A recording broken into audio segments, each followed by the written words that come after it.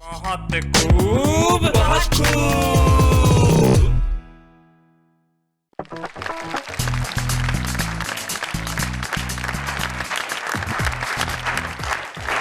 नमस्कार, आदाब, सलाम। मैं वही हूं, मेरा नाम वही है, फिर भी बताने में क्या हर्ज है। मेरा नाम है शैलेश लोढ़ा और आप देख रहे हैं, सुन रहे हैं, महसूस कर रहे हैं, मोहब्बत कर रहे हैं बहुत खूब से। एक पति पत्नी में बड़ा जोरदार झगड़ा हो गया। जब झगड़ा हुआ और पति घर से बाहर निकल गया और कुछ घंटे बाद फोन किया बीवी को और फोन लप पे पूछने लगा क्या खाना बनाया। अब झगड़ा हुआ था सुबह और उसके बाद ये सवाल क्या खाना बनाया। बीवी ने कहा जहर बनाया है। तो बोले ठीक है, तुम खा के सो जाना, मैं थोड़ा लेट आऊंगा। अब ऐसे में क्या कहा जाए, लेकिन हमारे जो कवि मित्र हैं वो लेट नहीं होते, वो वक्त पे आ जाते हैं, समय पे पहुंचते हैं। तो बिल्कुल ठीक समय पे हमारे साथ आ रही हैं रायपुर छत्तीसगढ़ की शकुंतला तरार।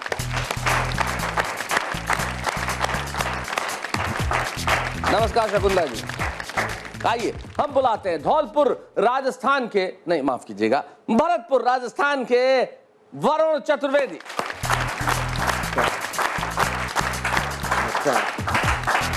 आइए वरुण जी, बैठिए। वरुण चतुर्वेदी जी और शकुंतला जी, आप दोनों का साथ देने के लिए आ रहे हैं दानिश जावेद साहब।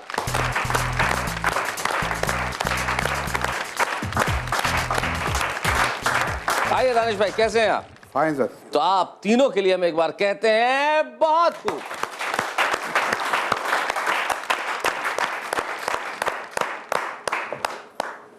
तो दोस्तों, आज के एपिसोड में हमारे साथ हैं वरुण चतुर्वेदी जी, दानिश जावेद साहब और शकुंतला तरार जी। तो चलिए वरुण जी, आज सबसे पहले शुरुआत आप ही से करते हैं और मैं चाहता हूं कि आप आके अपनी कोई हास्य व्यंग्य कविता सुनाएं ताकि हम तालियां बजाएं। वरुण चतुर्वेदी जी।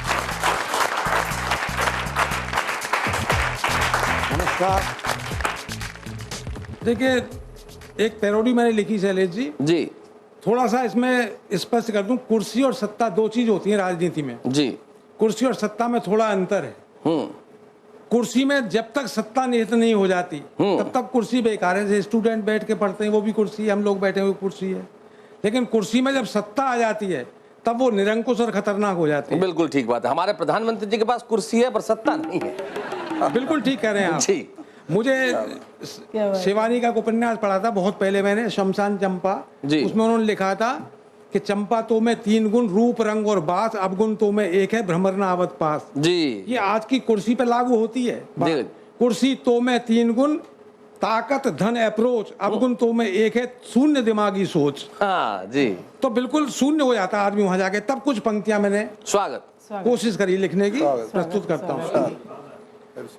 कि जय हो जय सत्ता महारानी, जय हो जय सत्ता महारानी, मिस्री जैसा तेरा पानी, जय हो जय सत्ता महारानी, मिस्री जैसा तेरा पानी, शायद इसीलिए लगती है दुनिया ये तेरी दीवानी, जय हो जय सत्ता महारानी, जय हो जय सत्ता महारानी। पंक्तियां देखे आप, क्या बात कि गद्दीदार तुम्हारी कुर्सी, गद्दारी सिखलाती। भाई क्या बात है, बहुत बढ़िया बात है, बहुत अच्छे। गद्दीदार तुम्हारी कुर्सी गद्दारी सिखलाती। भाई वाह। गद्दीदार तुम्हारी कुर्सी, गद्दारी सिखलाती, गद्दारी सिखलाती, तू छिनाल है बेशर्मी का, सबको पाठ पढ़ाती, सबको पाठ पढ़ाती, तेरी हुई सोनिया रानी रह गए पछताते अडवाणी, तेरी हुई सोनिया रानी रह गए पछताते अडवाणी, पानी भरने को तैयार है तेरा अच्छे अच्छे ज्ञानी। क्या बात है। हो जय सत्ता महारानी, हो जय सत्ता महारानी। पंक्तियां देखना आप, कौन कौन इसके आशिक हैं।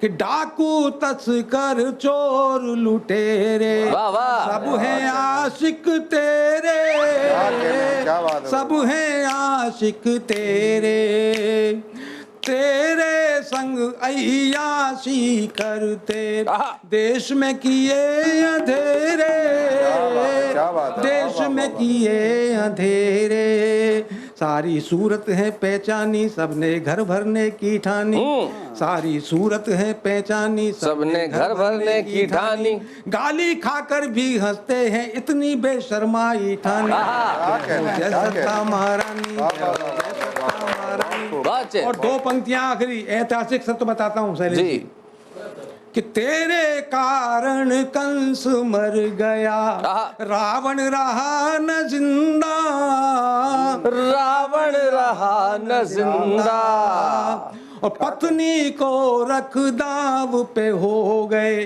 धर्मराज शर्मिंदा, क्या कहने धर्मराज शर्मिंदा, मर गया आंखों वाला पानी जनता को भारी हैरानी, मर गया आंखों वाला पानी जनता को भारी हैरानी, दुर्योधन दुशासन से लगते हैं राजा हिंदुस्तानी, जय हो जय सत्ता महारानी। बात है। क्या कहने वरुण जी, वाह वाह वाह वाह, जय सत्ता महारानी। बहुत खूब बहुत खूब क्या कहना, बहुत उम्दा।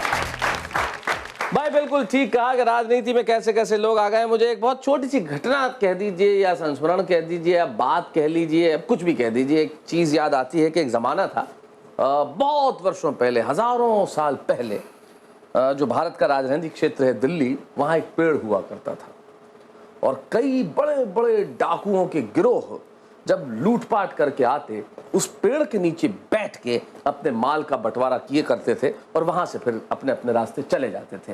कालांतर में वो पेड़ तो नहीं रहा, लेकिन जिस जगह वो पेड़ था वहां संसद भवन का निर्माण हो गया। क्या बात है भाई, क्या कहने, वाह वाह वाह शैलेश जी। वक्त बदल गया लेकिन काम नहीं बदला। अगर हमारा वक्त थोड़ा सा, हम ब्रेक में आप जानते हैं कि जाना पड़ता है, लेकिन आप हमें थोड़ा सा वक्त दीजिए, हमारा वक्त जरूर हम थोड़ा सा जाया करेंगे लेकिन काम नहीं बदलेंगे। सुनाएंगे आगे कविताएं ब्रेक के बाद, बहुत खूब।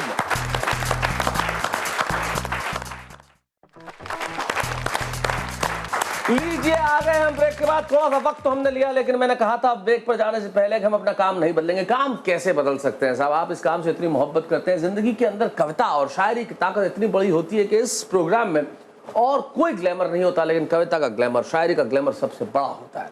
हमें बहुत बड़े चमकदार सेट्स की जरूरत नहीं, हमें ग्लॉस की जरूरत नहीं, क्योंकि हमारे पास अपनी भाषा की और हमारी संस्कृति की चमक है। हमारे साथ दानिश जावेद साहब हैं जो बड़ी कमाल के शायर हैं और मेरे ख्याल से उन्हें जितने खूबसूरत शेर हमारे आसपास बिखरे होंगे वो याद भी हैं। वो इसलिए याद है कि वो अच्छा सुनते हैं। जो अच्छा सुनता है, अच्छा पढ़ता है, वो अच्छा कहता है। तो अच्छे शेर सुनाने के लिए मैं बुलाता हूँ दानिश जावेद साहब को। आइए।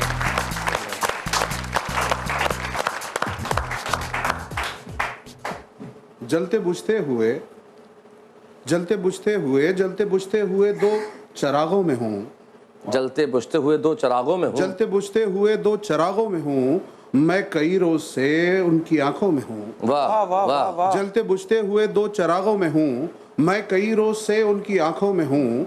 हादसों का खुदा, हादसों का खुदा, हादसों का खुदा मुझसे नाराज है, फिर भी जिंदा हूँ माँ की दुआओं में हूँ। वाह वाह वाह वाह वाह। फिर भी जिंदा हूँ माँ की दुआओं में। बहुत बढ़िया। हादसों का खुदा मुझसे नाराज है, फिर भी जिंदा हूँ, फिर भी जिंदा हूँ माँ की माँ की दुआओं में हूँ। और एक मतलब एक शेर देखें। इरशाद। आमतौर पे होता यह है कि किसी का रोना और किसी की हंसी, किसी की हंसी और किसी का रोना।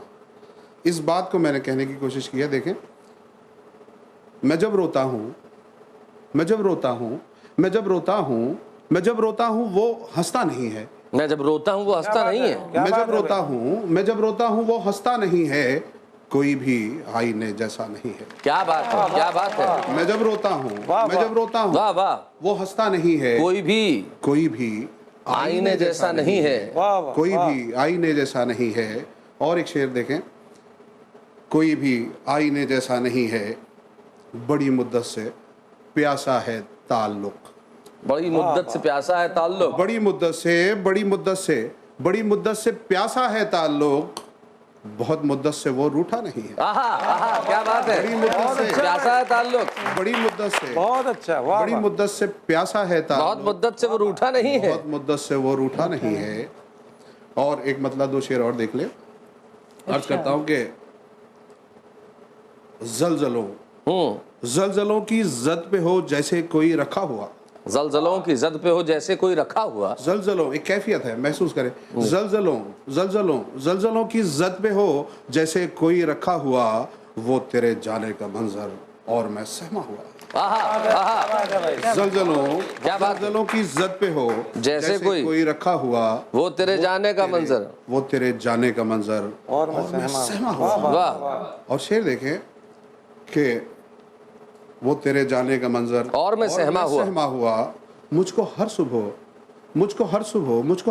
रुलाता है ये गाकर एक फकीर। मुझको हर सुबह रुलाता है गाकर ये फकीर। मुझको हर सुबह रुलाता है ये गाकर एक फकीर, फिर नहीं मिलता दोबारा कोई भी बिछड़ा हुआ। वाह वाह वाह वाह, बहुत अच्छे भाई, बहुत बढ़िया, बहुत अच्छे। मुझको हर सुबह रुलाता है ये गाकर एक फकीर, फिर नहीं मिलता दोबारा कोई भी बिछड़ा हुआ। वाह। और एक आखिरी शेर देखें, अर्ज कर रहा हूँ कि मैंने सोचा था कि तू मेरा मुकद्दर है मगर। मैंने सोचा था कि तू मेरा मुकद्दर है मगर। मैंने सोचा था कि तू मेरा मुकद्दर है मगर, ये जरूरी तो नहीं पूरा भी हो सोचा हुआ। वाह वाह वाह वाह वाह, बहुत अच्छे भाई, बहुत बढ़िया। कोई भी बिछड़ा हुआ। क्या बात है, वाह वाह वाह। ये जरूरी तो नहीं कि पूरा हो सोचा हुआ, भाई जरूरी तो नहीं है, लेकिन जो हम सोचते हैं वो कोशिश करते हैं कि हम पूरा कर दें। तो हम पूरा करेंगे ये एपिसोड ब्रेक के बाद, जब शकुंतला तरार जी आएंगे और सुनाएंगे कुछ। अब वो हिंदी में भी लिखती हैं, भोजपुरी में भी लिखती हैं, छत्तीसगढ़ी में भी लिखती हैं। अब वो किस भाषा में सुनाएंगी ये हम उनसे ब्रेक में डिस्कस करेंगे। अब जब कोई 3 भाषाओं में लिखता हो तो फिर लाजमी हो जाता है उनसे बातचीत करना, और बातचीत करने के लिए हमें थोड़ा सा वक्त चाहिए, और वक्त मैं आप ही से मांग सकता हूँ और किससे मांगूंगा। तो मैं बस यूं गया यूं आया, फिर करते हैं बात बहुत खूब में। और तब तक ये सोचिए कि आज टेलीविजन भैया किसके घर आएंगे। मिलते हैं ब्रेक के बाद।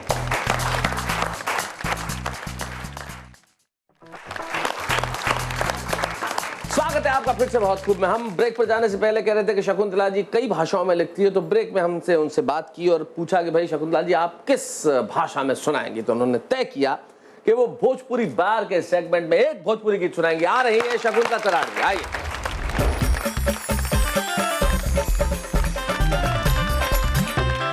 धरती माई,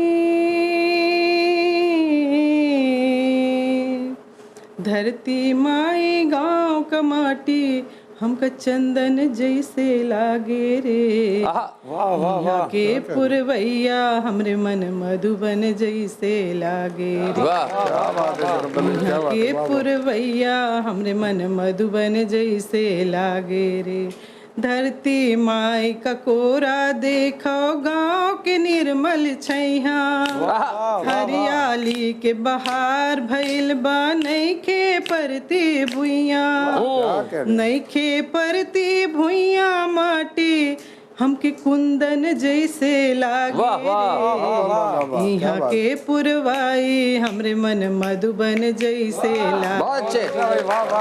गाँव गाँव के चौका माँ बर पिपरा के छैया, गाँव गाँव के चौका माँ बर पिपरा के छैया। क्या बात। जेखरे छाम लइका खेले भोर बाटी घर गुंदिया, खेले सुघर गुइया माटी हमके बिंदबन जैसे लागे रे। यहाँ के पुरवैया हमरे मन मधुबन जैसे लागे रे। गुत्तुर गुत्तुर बोली यहाँ के भाखा सुघर सिधवा, गुत्तुर गुत्तुर बोली यहाँ के भाखा सुघर सिधवा।